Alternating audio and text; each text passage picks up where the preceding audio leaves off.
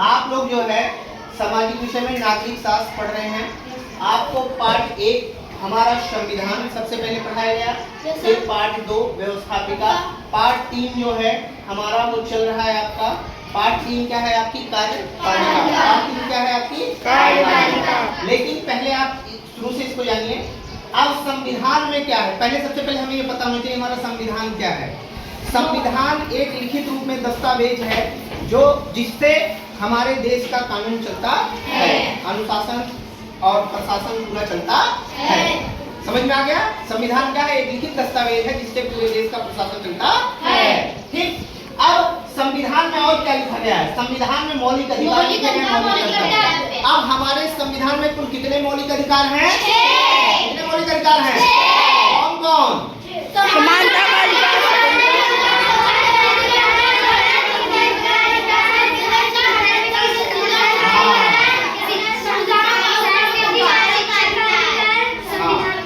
अधिकार हैं, ठीक है।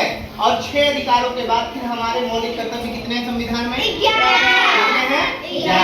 ठीक है, 11 मौलिक कर्तव्य दिए गए हैं, 6 मौलिक अधिकार दिए गए हैं। इसके बाद फिर जब हम आगे बढ़ते हैं संविधान में, तो हमारे संविधान में ही लिखा गया है कि भारत जो है वो क्या है? राज्यों का संघ है, यूनियन ऑफ स्टेट्स, है ना।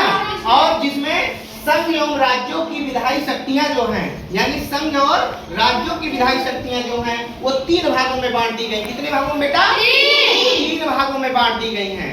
कौन कौन जानते हो?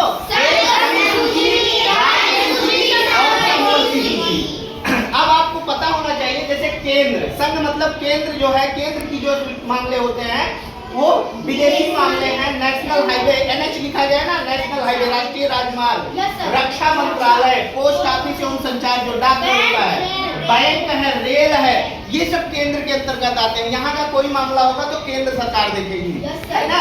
इसी प्रकार से राज्य सूची, फिर राज्य की अलग अलग सूची बनाई गई, मतलब राज्य सूची में कुछ चीजें रखी गई हैं। जैसे पुलिस जो है हर राज्य की अपनी अलग अलग होती है, उनकी नियुक्ति राज्य करता है, ठीक है। अब देखिए स्वच्छता से संबंधित राज्य की जिम्मेदारी, निचली अदालत, यानी जैसे हर जिले में एक अदालत दी गई है ना, हर जिले में है, तो उसका भी जो है उसकी जिम्मेदारी किसकी है? राज्य की है। अब सड़क, तो स्टेट हाईवे, जैसे ये नेशनल हाईवे होता है वैसे स्टेट हाईवे भी होता है ना। अब फिर इसके बाद आता है कृषि से संबंधित भी समस्याओं का निराकरण जो है राज्य के द्वारा किया जाता है।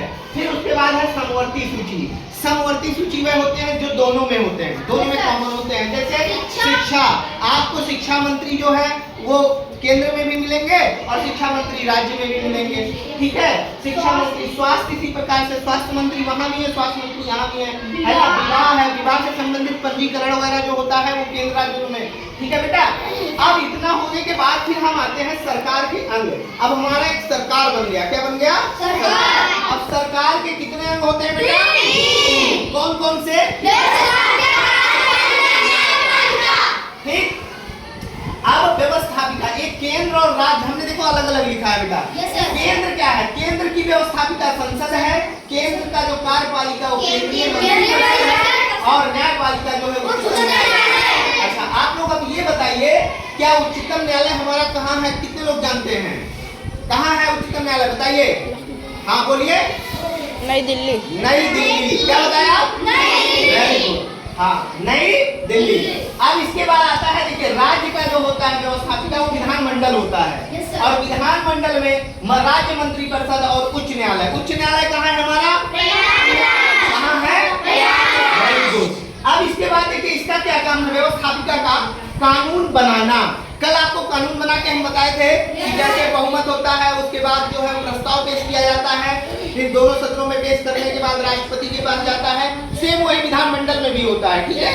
ऐसे कानून फिर वहां हस्ताक्षर होकर के वो कानून जो है भेज दिया जाता है, हाँ ये कानून बना। अब मंत्रिपरिषद उसका काम है क्या करना है? कानून लागू करना। अब चाहे वो केंद्र का मंत्रिपरिषद हो चाहे राज्य का हो, जो कानून बन गया उसको लागू करने का काम है उनका, ठीक है। न्यायपालिका में आपको ये पता है इनका काम क्या है? न्यायपालिका। जैसे जो कानून बन गया, संविधान में जो नियम लिखे गए, कानून लिखे गए हैं, उसका हमें क्या करना है? उल्लंघन नहीं करना है।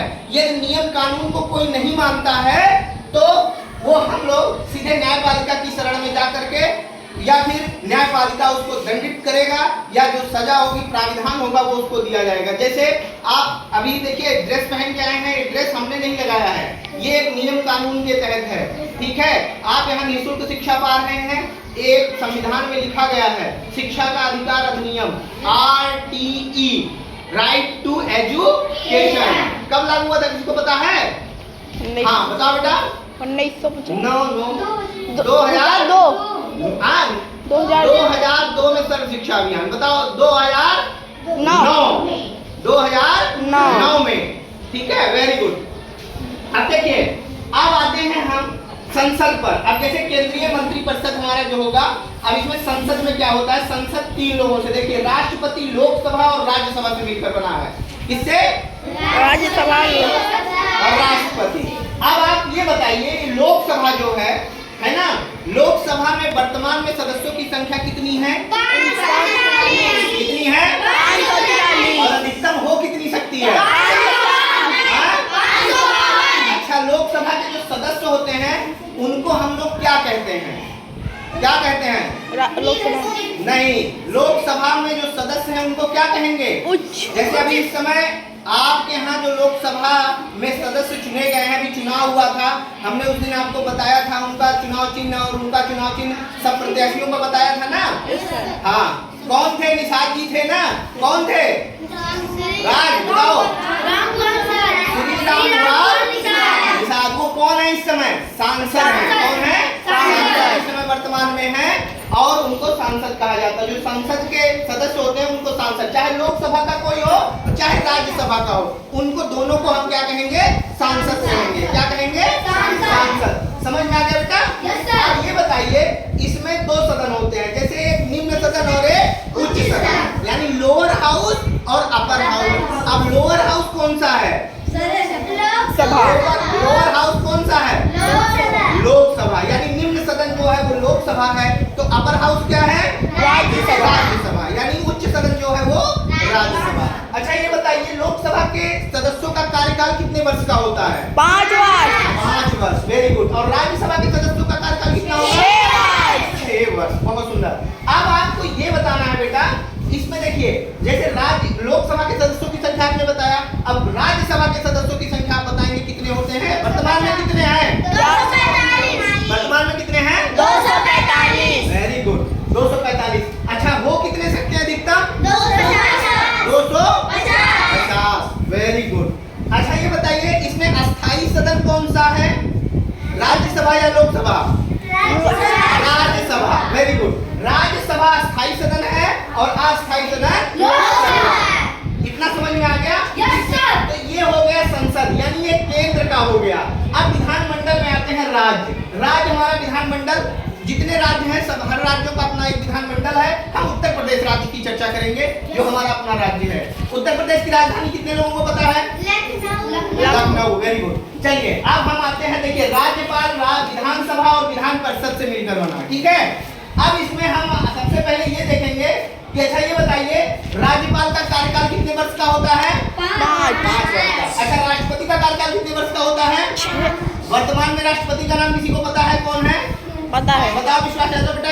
श्रीमती द्रौपदी मुर्मू। हाँ, श्रीमती द्रौपदी मुर्मू, ठीक है। अच्छा, इनका राज्यपाल का भी नाम पता होगा, किसी को पता है? Yes sir. बताओ, अंकुश बता बेटा। नो, गलत। आप बताओ बेटा। श्रीमती आनंदीबेन पटेल। बहुत बढ़िया। लक्ष्मी, बैठ जाओ बेटा, सिट डाउन।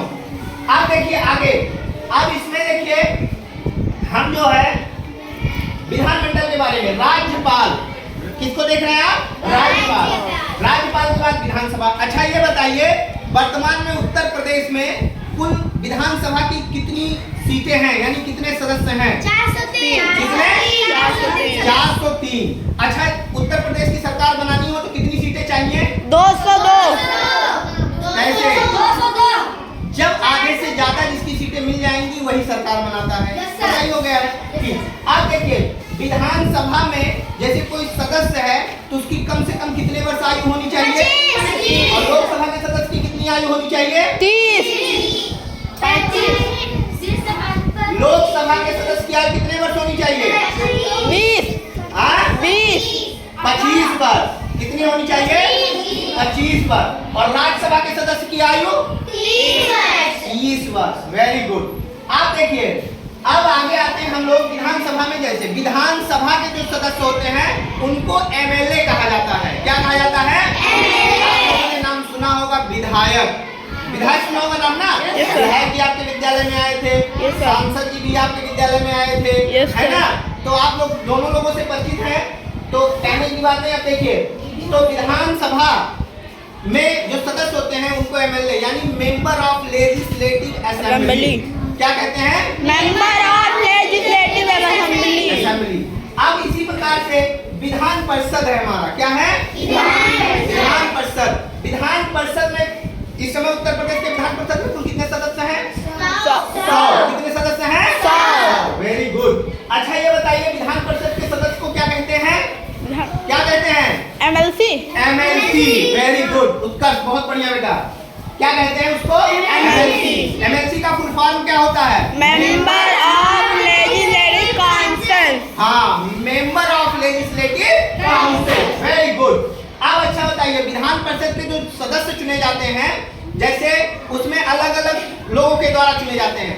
38 सदस्य जो है विधानसभाओं के जो है वो विधानसभा के सदस्य चुनते हैं ना। और 36 स्थानीय